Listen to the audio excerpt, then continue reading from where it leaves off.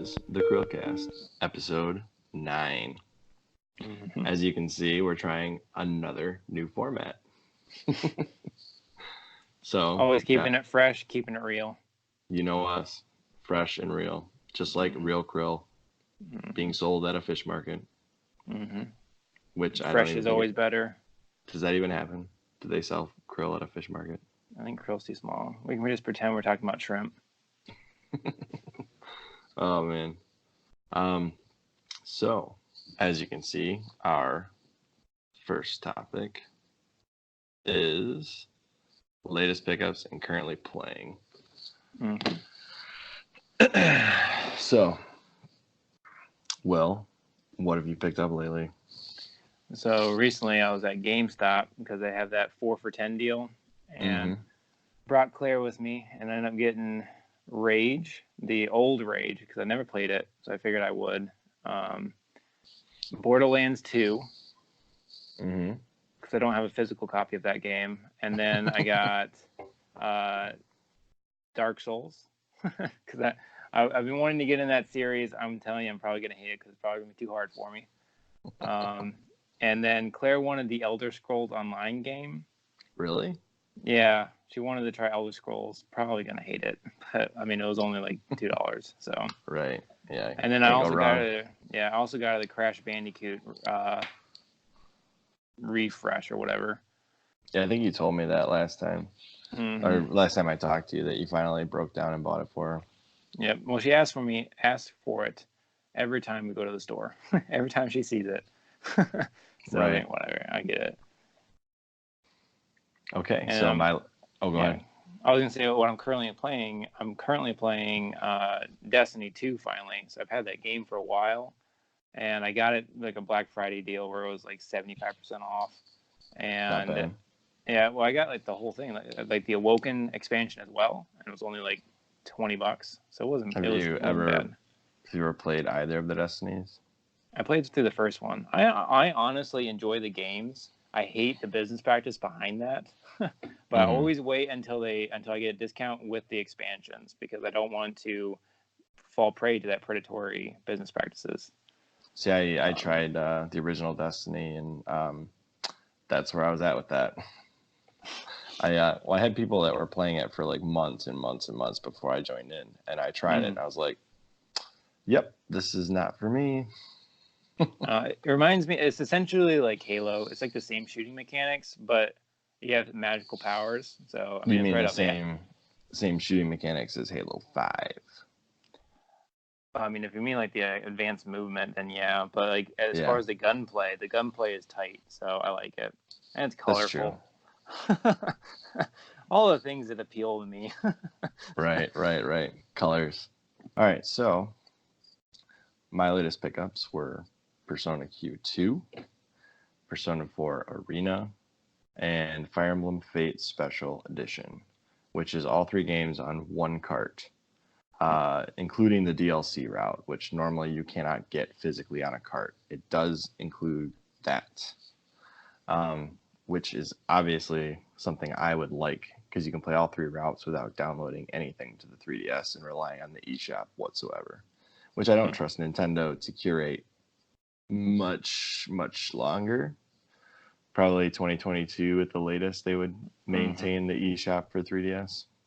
So my confidence is not the highest in that. And then completed the Persona collection, have every retail release technically at this point. There's a couple of small things that I might still grab that I would consider part of the complete, but I literally do have all of the games. So that's crazy. And I feel like every week you talk about there's another one though. So no. You're officially done this time. Now it's waiting for Persona 5 the Royal, and debating on if I get that Persona 5 Scramble, which doesn't really appeal to me. You gotta get it anyway. I don't know. I think it's coming out on the Switch, so maybe not. We'll see. Okay. Okay. And I am currently playing through Fire Emblem Echoes, Persona 5, and I'm going to boot back up my Persona 4 playthrough so I can get my platinum trophy finally, which is the same as like completing the 100% gamer score on an Xbox. All right, so we're going to talk about 2 past announcements at previous E3s that have not happened yet.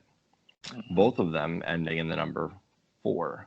One of them being Metroid Prime 4, which is a well-known fact that it's been discussed by even Nintendo themselves. They had to cancel the previous project and essentially put Retro Studios back on their passion project, which is the Metroid Prime series. Along with Metroid Prime 4, there's probably going to be a Metroid Prime trilogy re-released on the Switch in HD. Most definitely, yeah. I think that would be really cool. It would not entice me to buy a Switch because I really don't. Metroid Prime, I own all of them, so don't really need to rebuy it. And unless Metroid Prime 4 knocks my socks off, it's not going to entice me to buy one. But it is something that they had in the works and have soft canceled for a reboot of the whole project. And then the other one, Pikmin 4. It was announced in like 20... Let's find out. See when Pikmin 4 was announced. Oh! That's funny. All right, let's see here. Pikmin 4 announcement. Because Pikmin 3 came out a long time ago at this point. Yeah, it's been a long time now. E3 2017, Pikmin 4 is progressing, says Shigeru Miyamoto. Let's see, they announced Pikmin 4 in the weirdest way. Let's see what the weirdest way was. This is 2015. This is even 4 years ago now. Oh, yeah. I feel like I just read something about this game, though, about like the photorealistic environments and how it looks kind of strange with the cartoon characters. Well, look at that. Look at that image. Yeah. Yeah.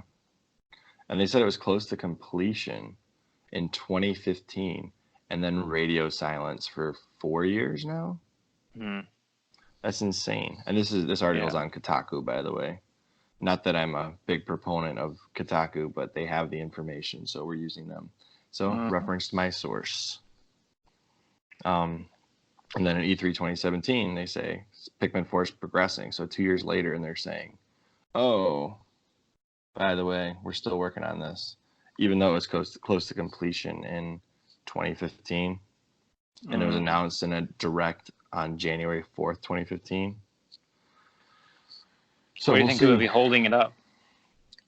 Maybe development started on the Wii U and used the gamepad heavily, like Pikmin 3 did. That'd be my best guess. Yeah. And then they have to translate that to no gamepad in the Switch, which I think is what held up them putting Mario Maker, the original, on the Switch. Was probably the not having the gamepad. Right. And then they're not even including a stylus in Mario Maker 2 for the US, which I thought was stupid. But what's my opinion matter to Nintendo? Exactly. All right, let's go back to our... Did you like the other Pikmin games? Oh, that's my Skype. I was like, what is over there? It's Skype. What were you saying? Do you like the other Pikmin games? I own Pikmin 3. That's the extent of my Pikmin collection. But my brother-in-law is a massive Pikmin fan, and he's been saying Pikmin 4 was announced forever ago. So I looked into it, and I was like, yeah, it was. 2015. That's 4 years ago. Almost complete. Okay, whatever you say, Nintendo. All right, let's talk about Google Stadia. Topic number 3. Okay. Let's see. Google Stadia. I'll break the ice and say I hope it fails. I can't stand Google. I don't like their policing structure. I don't like anything that they do in regards to an app store. So let's see what they have to say. This is an article by Forbes contributor Dave Thier, just to reference my source. So let's see. He said there was pricing in here, so let's see what it says. Here we go. Okay, so Stadia Pro, $9.99 a month.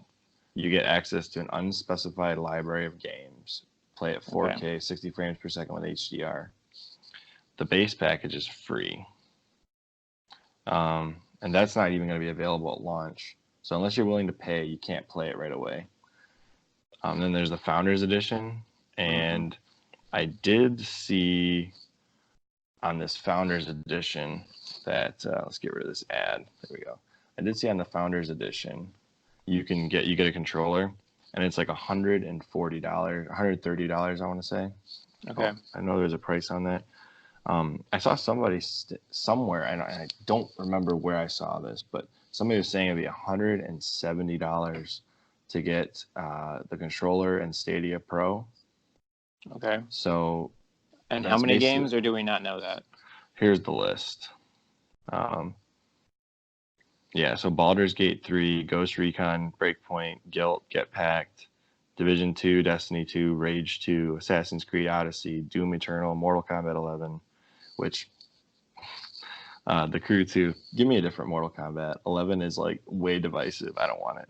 The Crew 2, Just Dance, which that seems like it would not work on a streaming service, but hey, what do I know? I don't think this is going to work on my internet. So Final Fantasy 15 and Farming Simulator.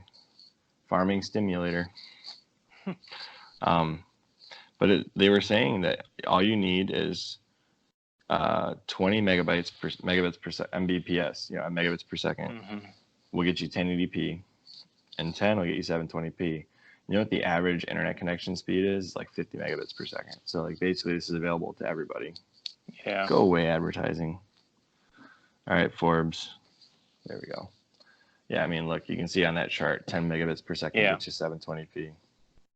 60 frames per second somehow. I guess the question is, like, what's the appeal of this? Like, how is this going to beat what the xCloud is going to bring to the table? Well, here's the other thing, right? $180. That's like the price of an Xbox One or a PS4 base model right now. Yeah. Why would you ever pay for something that's got a renewable pay scale? Yeah. With only 12 games, regardless of how new they are. 1, 2, 3, 4, 5, 6. And another thing is, like, another appeal of the games. Xbox and PlayStation is that you can play Blu-rays on them. Yeah. Or 4K movies.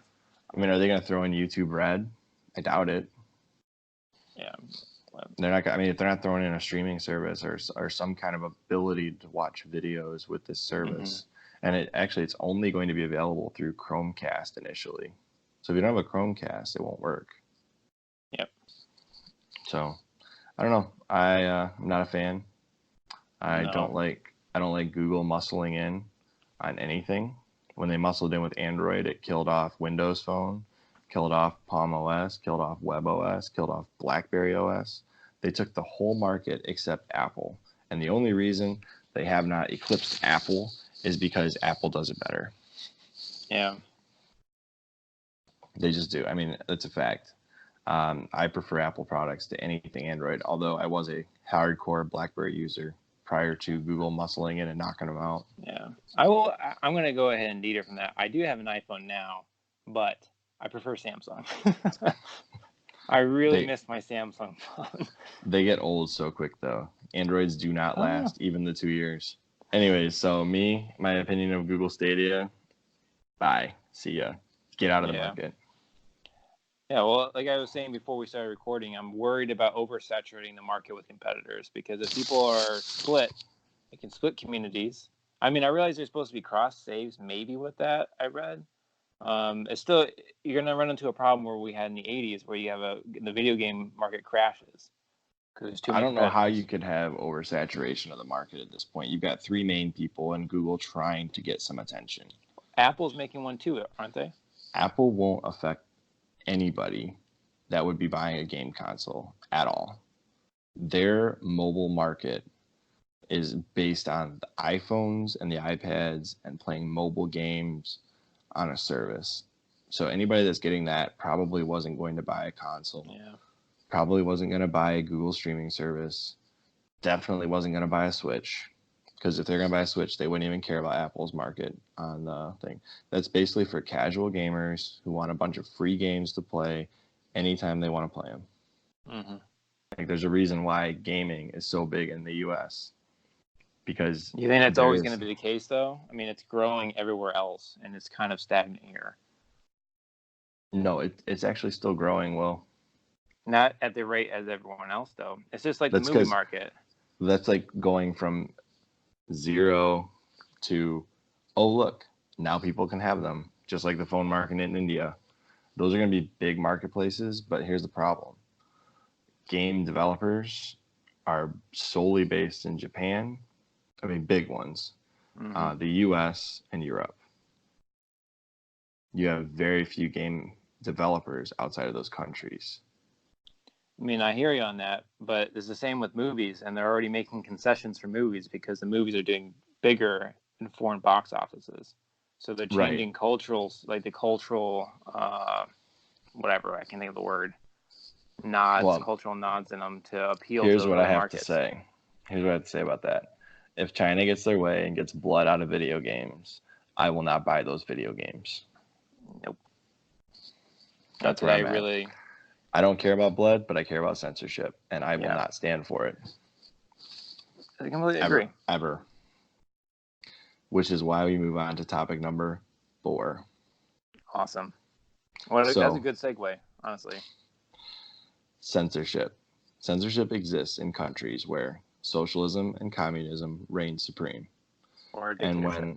Or dictatorship. Same idea. Mm-hmm. Little different implementation, but same idea. All right. There's a reason why free speech is so important in this country, is that when you belittle or censor free speech, or you no longer have a free people. Mm-hmm. There's a reason why it's the First Amendment on the Bill of Rights. Yep. And YouTube is going to have to be very careful how they do this, because right now they have platform status. And if they continue to censor media on their platform, they become a publisher. Yep. And once you're a publisher, you have to adhere to far different tax laws, and it will hurt everyone involved. The creators, the advertisers, Google, big media corporations advertising on here with their media. It hurts everyone. And Vox calling for this is only going to help traditional media, which is why they're calling for the censorship. Yeah, well, I mean, Vox essentially competes with YouTube. They do. At least for advertisers. And arguably, if they were this upset about YouTube's platform and content, take your content elsewhere. You don't need to be here. You're big enough to survive on your own, aren't you? You don't need YouTube? Oh, do you need YouTube? Oh, that's the problem.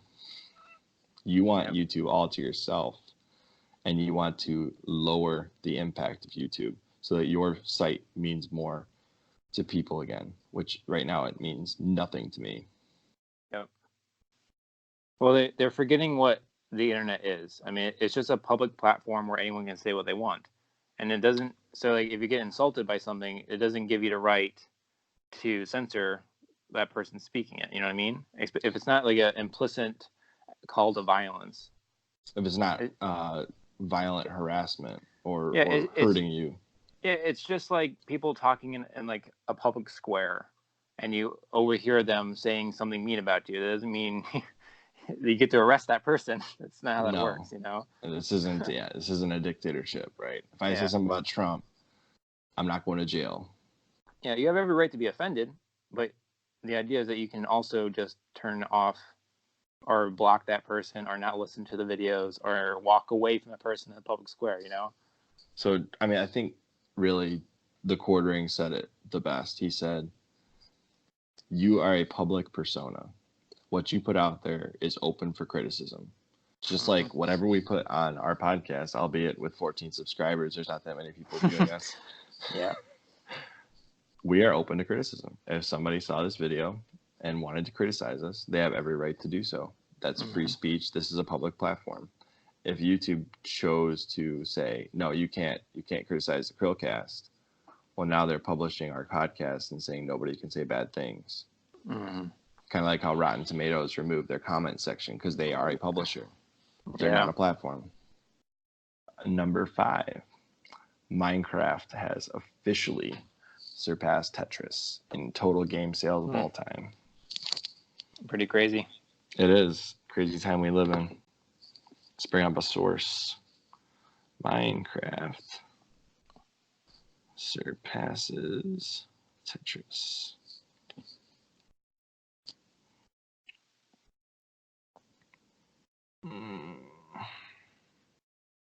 Yeah, here's a Windows Central. Ooh, that brings back old memories.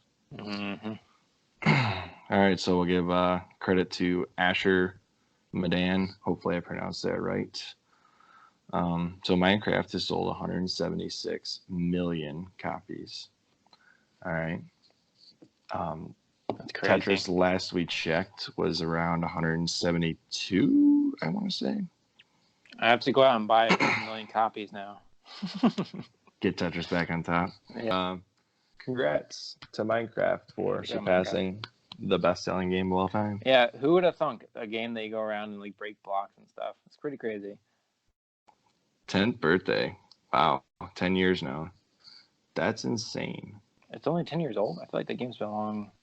Maybe it is only 10 years old. Tetris is like 45 years old. Yeah, or something. Tetris is super old. Destiny 2. Whoa, there we go. Destiny 2 going free to play. I think this is a very interesting move on Bungie's part now that they're free of Activision. It's just going to be the first year of Destiny 2, so the first couple expansions in the base game. That's free to play, and then you have to pay for the rest of it. I can tell you why they did it. Their player counts are so low. No. Why? Who do you think they owe money to if they sell Destiny 2 and all of its completed expansions? Activision? Probably. You think that's the only reason why they did it? You make it free. You make it free to play, and you make new content, and you only sell new content. That goes Bungie. Makes sense to me. I felt like they own Destiny outright now, though. They own the rights to the Destiny franchise. They own the story going forward. I don't believe they own all of the assets of Destiny 2. I don't think that was a clean cut for that.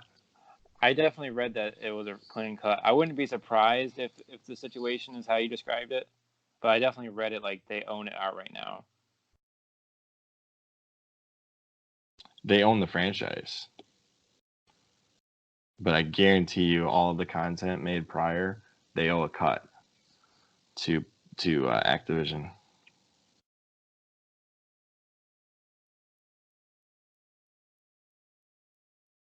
I mean, they didn't make the latest expansion free, though. The Awoken expansion. Right. And that came out while they were still under Activision.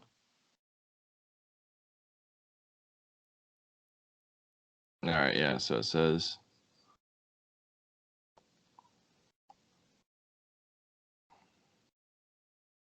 Oh, they're going to rename it, too.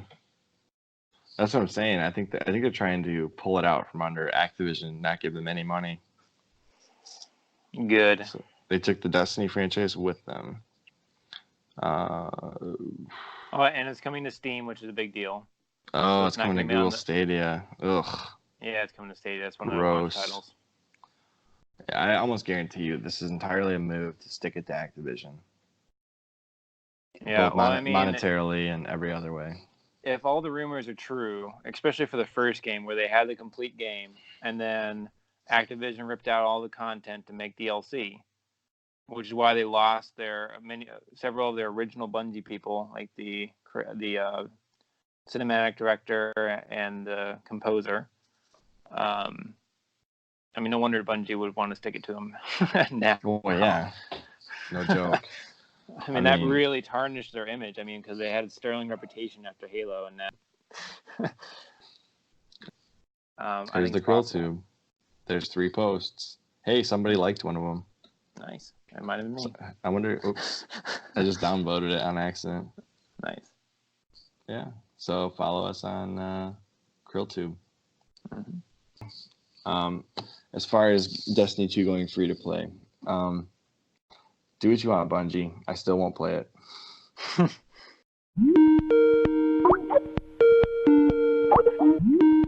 Yeah, what I feel about it. So here, we'll give him a quick shout out.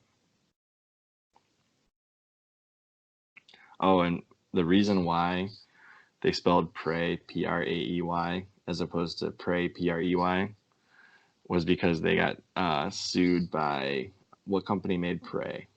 Bethesda. Bethesda said, we will take you to court if you do not change your name. So they said, fine, we're still going to be Prey for the Gods. We're just going to spell it with an A in it. You know, it looks like on their logo it still is Prey.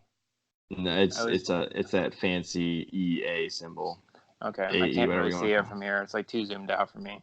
Oh, okay. So shout out to Pray for the Gods. Gods. Yeah, I see it now. Okay. Oh yeah, well the gameplay that I've seen of this game looks really fun. So I'm it's basically honestly it's heavily inspired by Shadow of the Colossus. Oh, most certainly. So, yeah. Shout out. Great company, great game, great 3-person team, cool stuff. Keep doing what you're doing. I hope you guys make more games. Mm-hmm. I'm Chris. And I'm Will. And we will see you on the next CHRILLCAST. Roll the outtakes. Oh, yeah.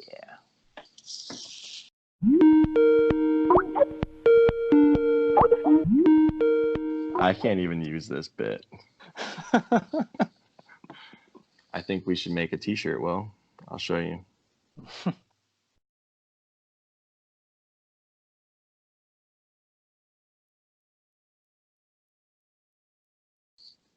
Anti-voxer.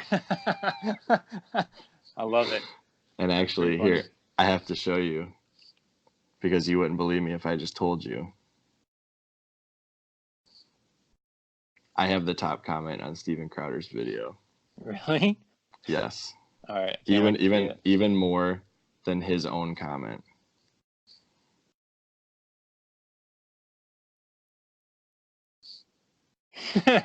Love it. Oh my gosh, that's so funny. I literally have the top comment. I have more than him. Crazy. Yeah, that's crazy. You're famous, dude. Yep. I'm trying to remember what. Whoa, that's getting cut. What is that? I don't know. That's an advertisement. Bye. This is Windows Central. Go away. How do I make this go away? I don't know, man. You should keep it there. This is nice. I'll just shout out to Eric and Sean too. If you actually watch this,